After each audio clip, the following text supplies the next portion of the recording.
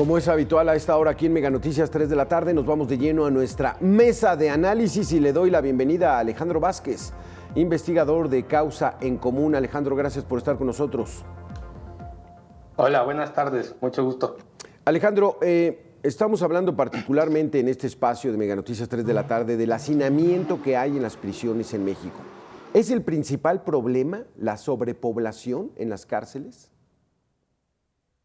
Bueno, es uno de los problemas más importantes, sin duda.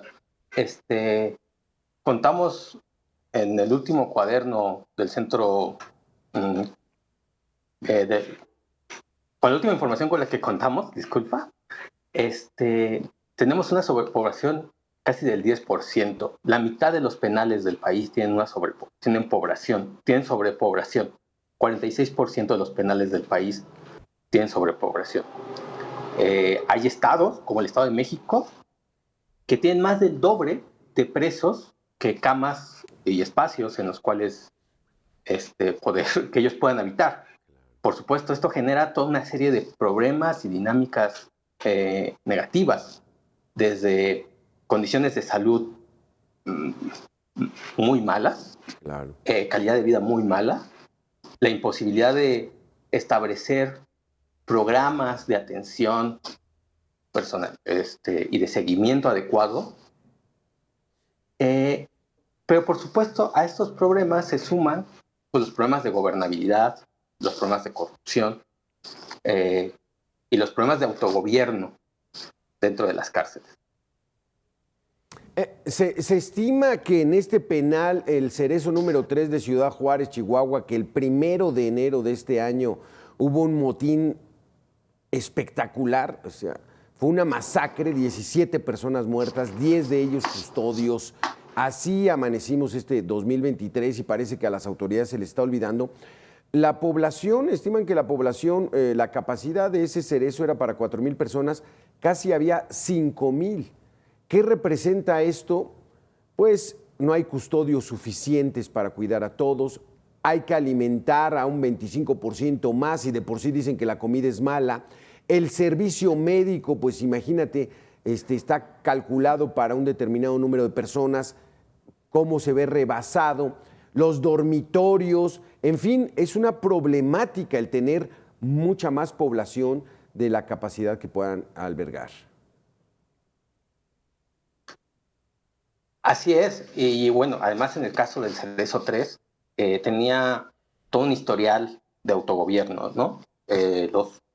La CNDH cada año hace un diagnóstico de los penales estatales y federales, ya había venido remarcando que tenía problemas de insuficiencia de personal de seguridad, justo como tú mencionas, presencia de actividades ilícitas, extorsiones y sobornos.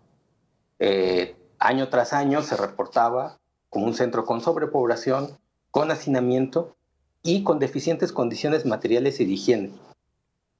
Sin embargo, pues no nos sirve de nada tener estos datos, nos sirve para conocer y diagnosticar la situación, pero no se está actuando en concordancia con estos datos. No está generando que las autoridades generen mecanismos para revertir estas situaciones, sino que al contrario, se vuelven situaciones crónicas que se normalizan y que incluso podría decir que se institucionalizan, ¿no? El Cerezo, como vimos todas las terribles imágenes, sufría de autogobierno. Había un líder criminal que podía tener una celda VIP con jacuzzi, con pantallas, obviamente con drogas, con alcohol. Y eso sí tiene que ver con la sobrepoblación, pero también no podemos dejar de darnos cuenta con los problemas de corrupción. Exactamente, Alejandro, porque aquí hay una situación, dice la secretaria de Seguridad Pública, Rosa Isela, que la verdad es de que un reo cuesta lo que mantener a una persona en un hotel de 5 estrellas. ¿Eso qué significa? Que hay presupuesto para destinar a estas personas que aunque son delincuentes, apenas pocos sentenciados, muchos en proceso, el Estado está obligado a dar ese servicio de reinserción social. Pero cuando ve uno la realidad, ¿dónde queda ese dinero, Alejandro? Desde ahí estará la corrupción, que no llega el dinero a la labor de las penitenciarías en el país. Sin duda hay que hacer toda una labor de auditoría a los presupuestos federales, federales y locales de los centros penitenciarios. Pero además, decir cuánto cuesta, y eso, primero, pensarlo como un cargo, como un costo, tiene muchas aristas problemáticas. En primer lugar, habla de la falta de una visión de reinserción social, ¿no? Un preso no debería de ser una persona privada de la libertad, no debería de ser un costo para el Estado, sino una inversión para reinsertarlo socialmente, para regresarlo a la sociedad como lo que es un mexicano, un ciudadano que pueda ejercer sus derechos en un tiempo según su condena. Eso sería lo primero a considerar. Lo segundo es, como tú bien dices, cada vez hay una mayor proporción de personas en las cárceles que no tienen sentencia. Debido al creciente catálogo de delitos con prisión preventiva oficiosa, ha ido creciendo la población sin sentencia. A la fecha, el 40% de la población de los centros penitenciarios, el 40%, casi la mitad, no tiene sentencia. Son personas que no deberían de estar ahí, la gran mayoría. Que muy probablemente no son peligrosos, no tienen medios para escapar, etc. Y por lo tanto podrían seguir su proceso en libertad. Y la tercera arista es que decir el costo de cada persona presa en abstracto no deja ver que en términos reales el presupuesto de los centros penitenciarios, usando cifras de INEGI, ha ido en descenso durante los últimos 3 años. En particular, en los centros penitenciarios federales han ido perdiendo recursos porque se han ido cerrando, y los centros penitenciarios estatales se han mantenido estancados en su presupuesto. Sufrieron una disminución entre 2019 y 2020 y esa disminución no ha sido recuperada. ¿Tienes el dato de la cifra, Alejandro, de cuánto se destina a las penitenciarías en el país? En total, sí, en 2021, datos de INEGI, se destinaron 29,000 millones de pesos. 29,000 millones de pesos. A precios de 2018, es importante decirlo. Sí. Que haciendo una analogía, permíteme que la haga, pero para darnos una idea nada más del presupuesto, no de lo que representa. La Universidad Nacional Autónoma de México tiene un presupuesto de 45,000 millones de pesos. Las penitenciarías, entonces, casi de 30,000 millones de pesos. Tenemos la capacidad como país, como Estado, de devengar esos recursos. Pero y están malísimas las cárceles. Hay sobrepoblación, como dices, hay autogobierno, hacen lo que quieran allá adentro, las instalaciones son muy malas, la comida es horrenda, no hay servicios médicos. O sea, ¿qué está pasando? ¿Qué opina Causa en Común? ¿Por qué este abandono de las penitenciarías en el país? Bueno, el abandono está asociado a la falta de una política de Estado de reinserción social, ¿no? No contamos con un modelo adecuado de reinserción social. Las personas privadas de su libertad siguen siendo considerados delincuentes que deben de purgar una condena y no personas en un proceso de rehabilitación. Y todo esto hace que sean abandonadas, ¿no? Que no sean consideradas relevantes en el presupuesto. Y por supuesto, y claro, además hay que decirlo, las personas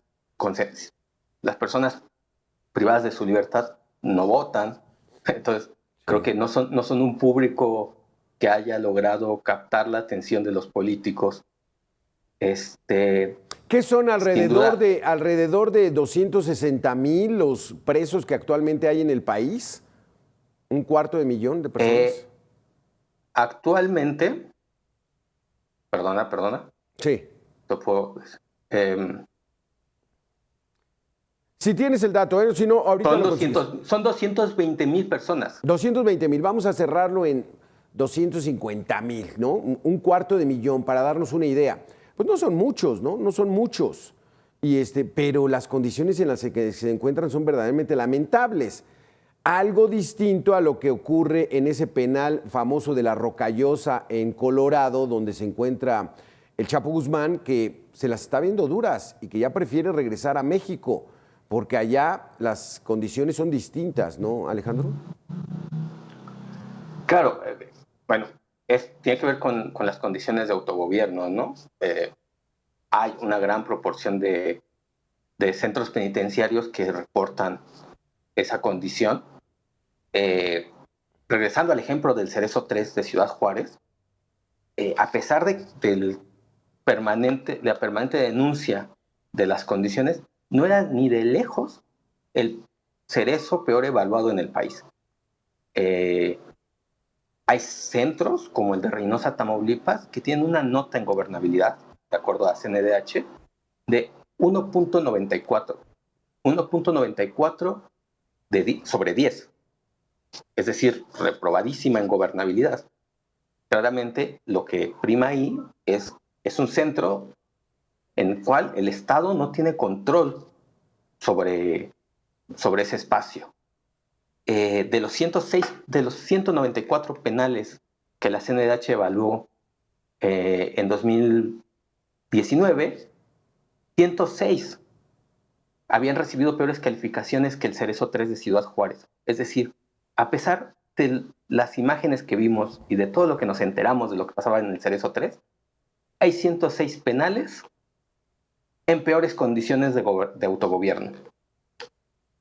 Terrible, terrible, Alejandro, este dato, porque si eso ocurrió en un penal que está adelante en calificación de 106, pues ¿cómo están los demás? No, es una situación lamentable y por eso estamos poniendo aquí en Mega Noticias el punto en las IES, porque sí, lo que se pretende es de que se voltee a ver. Es un mal que está ocurriendo, es una bomba de tiempo y de lo cual hay que estar muy al pendiente, y agradecemos mucho que haya estado con nosotros Alejandro Vázquez, investigador de Causa en Común. Gracias. Muchas gracias, Alberto, y un saludo a toda la audiencia.